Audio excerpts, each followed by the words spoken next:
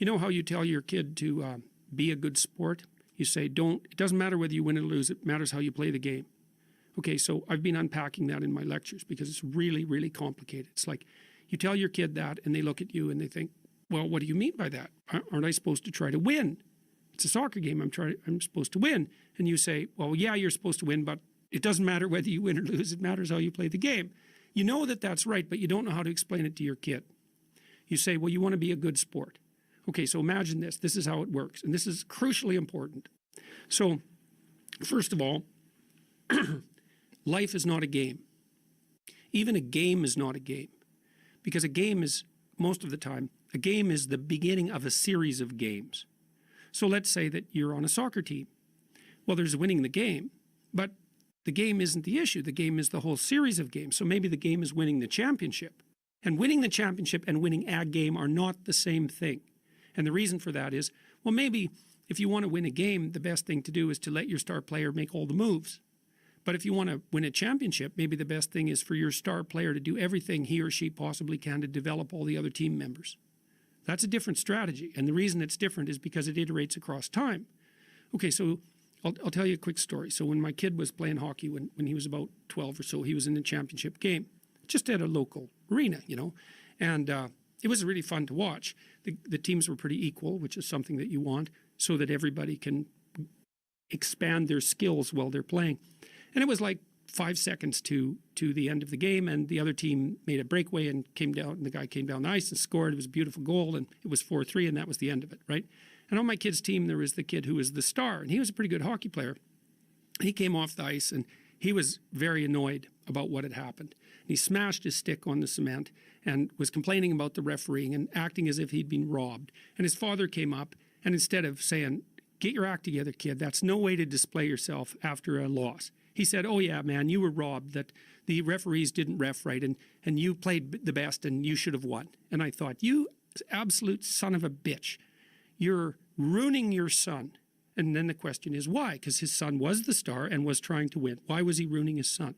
Well, you're trying to train your son not to win the game.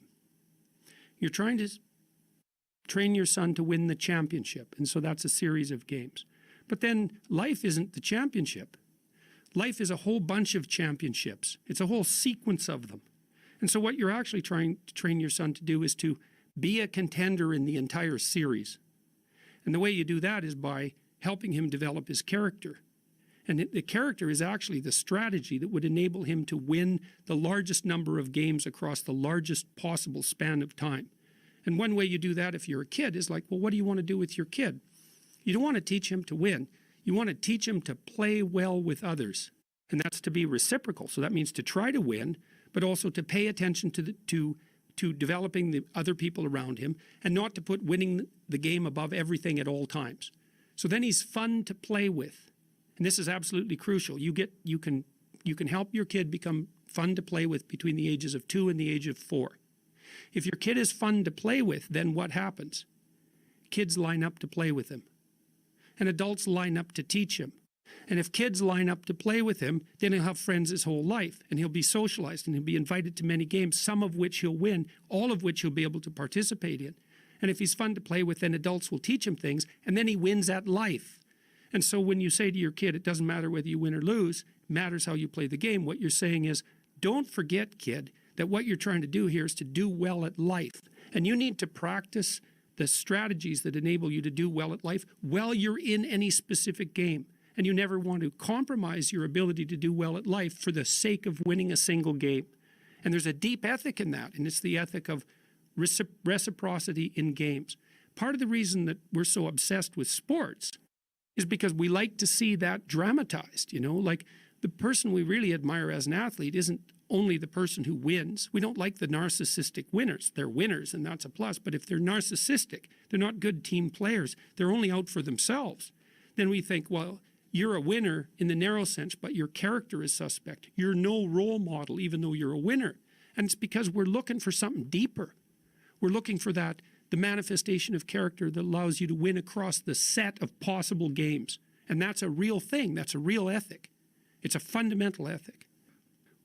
This is from 12 Rules for Life. Rule 4 is compare yourself to who you were yesterday, not to who someone else is today. You need to have a hierarchy of improvement. You need to be aiming for something. And that means you're going to be lesser than people who've already attained along that dimension. Yes. And that can give rise to envy. So the question is, who should you defeat in the final analysis? And the answer is you should defeat your former self. You should be constantly trying to do that. And you're the right control for yourself too, because you're the one who's had all your advantages and disadvantages. And so if you want to compete fairly with someone, then you should be competing with you. And it is the case, and this is what we were talking about too with regards to the self-improvement of the fighter, is, well, if you're improving yourself, then what you are doing is competing with your lesser self. And then you might also ask, well, what is that lesser self? And that lesser self would be resentful and bitter and aggressive and vengeance-seeking and all of those things that go along with having a negative moral character. And those are things that interfere with your ability to progress as you move forward through life. So it's very necessary to understand that this is why, I've been stressing this idea of personal responsibility. It's like, well, personal responsibility is to compete with yourself, is to be slightly better than yourself the next day. Yes. And it better in some way that you can actually manage. And that's humility. It's right. Like, well, I'm a flawed person and I've got all my problems. Could I be as good as person X? It's like not the right question. The right question is, could you be slightly better tomorrow than your currently flawed self? And the answer to that is, if you have enough humility to set the bar properly low, then you could be better tomorrow than you are today. Because what you also have to do is you have to say, well, here's all my flaws and my insufficiencies, and the best that someone that flawed and insufficient could do to improve and actually do it is this. And that's not worth going out in the street and celebrating.